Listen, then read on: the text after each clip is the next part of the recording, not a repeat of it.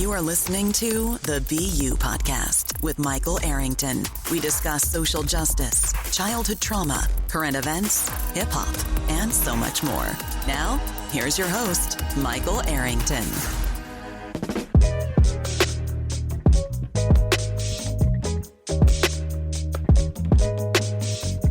Peace, what's good? It's your man Mike Arrington, BU Podcast. We in here for another one. Today we have my man JC Hall. We're going to talk about hip-hop therapy. We're going to talk about childhood trauma. We're going to get into some things. We're going to break some lyrics down. Very, very intelligent brother. I had the fortunate blessing to do kind of an Instagram live kind of in the peak of COVID.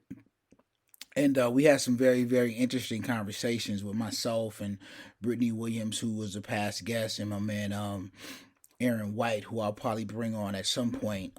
But we had very interesting perspectives on hip-hop and the use of hip-hop and the forms of hip-hop and therapy and how it all kind of correlates with body movement and things of that nature. So it should be a very, very dope conversation. But before I bring him on, I wanted to kind of give you guys kind of some insight on a conversation I had with one of my colleagues who is a teacher. She kind of, was one of those people that kind of hold very near and dear to old school concepts in regards to children as it comes to like punishment versus treatment or teaching skills as opposed to, or corporal punishment as opposed to teaching skills. And it's like her perspective was very, very interesting or whatever. We had a student that we have in common that I was kind of showing her what things that are useful in the classroom and kind of using his strengths to her advantage as opposed to just focusing in on the negative and focusing in on the behaviors. The behaviors stem from something. So it's kind of getting to the root of that is how you kind of help with the behaviors, right? It's kind of like my man, one of my mentors, Dr. Naeem Akbar, said you got to first heal the hurt and then feed the growth, right? And so with this particular student, he comes in, he doesn't do work, he talks back, he's really disrespectful to her. And so, but never once has she ever asked herself why. And so her comment was like, you guys come in here and always talking about, treatment and therapy and trauma and, kids are just bad because they bad and, ass whooping could really help all that, right? And so that may have been effective a time ago, what I'm saying? It's how my parents, raised me. It's how the generation that I'm from. I was born in 74, so I'm a mid-70s, 80s baby. So those things were relevant and prevalent back then. But these kids are a lot different. They have more access to things. You heard me talk about that a lot on this show, to where they have more, what I call access to excess. And so because they have information and they can get it at the speed of light, they feel a certain way. They digest information differently and they digest directions differently. And so some of the strategies that I gave gave her for the student was to empower him into taking some ownership in the classroom. Like, give him a section of a part of the class that's his that he could take ownership of, and watch how prideful he becomes, and then watch how his behavior changes. So when he gets there, he greets all the students. They come sit down. He reads the agenda, right? And then he also makes sure that all the computers that they use at the end of class are put away and stored, and so on and so forth. And then there's a section of where the bookcases are, to where he makes sure that if anybody gets a book, they put it back neatly. And so over the course of a couple of weeks, the behavior changed. So he now, not only is he coming to class and he's not being disrespectful and he's not disturbing the class, he's actually empowering others to take ownership in their behaviors and change it. Now, not only has his grades gotten better, his behavior's gotten better, his relationship with his peers have gotten better. You kind of get down to the root of changing the behavior, and so his behavior has drastically changed. He's doing better. And so we had a conversation of me checking in, and she was like, yeah, it worked, but she was still skeptical. And And so she started talking about, she's like, well, in my day, we just had to deal with it. We had to suck it up, you know? And so I just kind of stopped her in mid conversation and was like, yo, who hurt you? And she kind of looked at me funny, and then she took a minute, and then she began to cry as she was explaining how neglected she was as a child and how she was, you know, abused as a child and how that affected her through school. And she kind of built what she thought was this thick skin, right? But that thick skin turned out to be this, you know, very, very callous behavior and callous visions of and views of how she treats children. And because she's an educator and has been an educator for some time, it was disturbing to me that she had allowed that callous to overrun her ideologies of children, and wasn't very she wasn't as useful in the classroom as she needed to be. So that's the importance of therapy and those types of things. So I just wanted to share that story. BU Podcast. We'll be right back with my man JC Hall. I'll get at y'all in a minute. You are listening to the BU Podcast with Michael Arrington. Yes, y'all. We are back. BU Podcast. Your man Mike Arrington. I'm here with my guest JC Hall. Tell the people who you are, what you do, my guy. What's up, man? Pleasure to be here. My name is JC Hall. I'm a hip hop artist and therapist. I work in the South Bronx, where I run a hip hop therapy studio program, wrapping up our 9th year. It's a pleasure to be here. I appreciate you inviting me, man. I miss those IG lives, man. That shit was fun. Right. That's how we kind of got connected through a mutual friend, Brittany Williams, who was a past guest, man. We were doing these IG lives on different hip hop topics, man. And it was really, really dope. It was really, really organic because none of it was really like, you know, pre-planned or scripted. It was kind of like, here's a topic, let's roll. That's kind of what made it dope, man. So I know you are affiliated with Dr. Tyson and hip hop therapy. So tell the people about who Dr. Tyson was briefly, and then what hip hop therapy is all about. Yeah, no, I appreciate that, man. Dr. Tyson came up on the 4th year of his passing. I was just talking to one of his colleagues the other day at Fordham.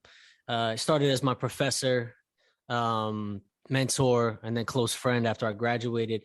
He's just one of the realest dudes I ever met, man. One of the most humble dudes, one of the most genuinely caring. You know what I mean? He was really in the work. He was really doing this because he cared about the people. He came up through Patterson in Jersey and had, you know, some rough experiences, and, you know, really lived that life and wanted to give back, you know, the opportunities that he got to kind of get out, get his master's and get his PhD. He really wanted to give back. And for him, you know, it was really just all about, you know, trying to promote the power of hip hop, you know, right. Trying to really just give back and be of service and pay it forward. And yeah, so in like 96, he was working as a graduate student in Miami-Dade County in this facility for homeless and runaway youth. And yeah, just kind of started incorporating his love and his identification with hip hop culture into his engagement with the youth. And I recently put out this 1-hour interview we did with him from Mott Haven. A clip of it's in there, and he gives the whole story about, I'm not going to be able to do it justice, so I'd refer people to that. Gives a story about how it first started, what was kind of that first instance where he was like, oh, wow, you know. So then in 98 is when he first presented on it at a professional conference, which inspired other people's work. And then 2002 was his pioneering article. And so it's, yeah, essentially hip hop therapy is an amalgamation of the healing capacities built within the culture itself and the expressive arts itself, and incorporating that into more traditional psychotherapeutic modalities. You know, he's drawn overlaps between like music therapy, poetry therapy, more the expressive side, but then also cognitive behavioral therapy. There's been overlaps with narrative therapy, all that. And yeah, he, man, he's definitely a pioneer, man. I met him on a panel I want to say it was 2003, 4, something like that. And he was talking about hip hop therapy. And back then I was just there as an artist. I wasn't even in the mental health field just as of yet. But I think what gravitated to him was my knowledge of different behaviors and some of the things that I talked about as far as, ciphers and the importance of that and skill building and memorization and rhythm and all that type of stuff. He resonated to what he was, actually pioneering at the time. So that was really, really dope, man. His work has definitely been dope, man. I hope you can continue to carry his legacy, man. I'm sure he's looking down on you proud, bro. Thank you, man. So, man, let me ask you this. So how did you fall in love with hip hop? When was it and what song was it? Damn, that's a really great question. I would say the first album I heard that I played nonstop was the Fugees, The Score, Lauryn Hill, really in particular. Super poetic with their words, the way she was structuring things. And I was always fascinated with the English language. I wrote poetry as a little kid, like in third grade class. I remember doing a bunch of like rhyming poetry, but I didn't, I was just writing. And what I loved about hip hop, well, rap music specifically more so than any other genre of music, and what really drew me was that there's a capacity to say so much more in a much smaller space, which doesn't automatically guarantee it's going to be better, right? The whole quality over quantity. But in rap, like, especially the greats, right? If you're going to have any staying power, you better have a quantity of quality, each bar needs to hit each bar, so you have a capacity to say in one song, even one verse, get the amount of information across that, say, a rock artist might need like 4 songs to do, so that always that really drew me to the art form, because I was, infatuated with the language arts and poetry and trying to say things and kind of cut through complex truths and put them in as simply as possible in a way that's kind of like undeniable. And I heard that in rap, like, Lauryn Hill and then Big Pun. I would say maybe when I most fell in love, it was probably DMX. It's Dark and Hell Is Hot. Flesh of My Flesh. DMX was a huge piece. But I didn't start giving it a shot until like later, like maybe DMX, I was in middle school, and then I only started being like, oh, maybe I could do this when I was in high school, like my second year. Right. A bunch of my homies from like that I grew up with started rapping, and I was kind of like, wait, if they could do it, why can't I do it? I know these kids. Like, I grew up with these kids. Let me try this, and they had a little setup at the crib, and I just started hopping in on tracks with them. It was awful. Had no idea what I was doing, but it was important to me, man. It was a way for me to express a lot of what I was going through at the time and a lot of the emotional turmoil, and organize that, put it down into something tangible that then I could use to relate with others and vibe with others and community build. That's kind of the inherent essence of hip hop. Yeah, I think that like for me, it started back when I heard The Message from Grandmaster Flash Furious 5.